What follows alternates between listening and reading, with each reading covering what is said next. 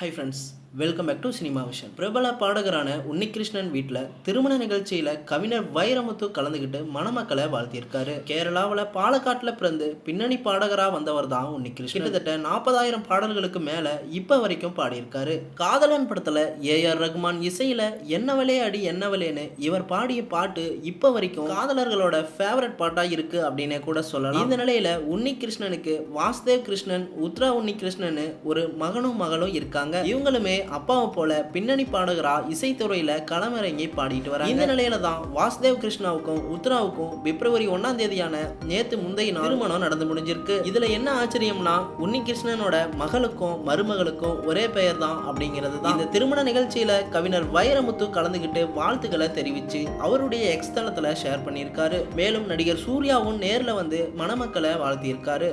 மேலும் பல திரை பிரபலங்கள் எல்லாருமே இந்த திருமண வாழ்த்துக்களை தெரிவிச்சிருக்காங்க. இதை தெரிஞ்சுக்கிட்ட ரசிகர்கள் எல்லாம் வாழ்த்துக்களை தெரிவிச்சுட்டு வராங்க. சினிமா விஷன் சார்பாகவும் திருமண வாழ்த்துக்களை தெரிவிச்சுக்கிறோம்.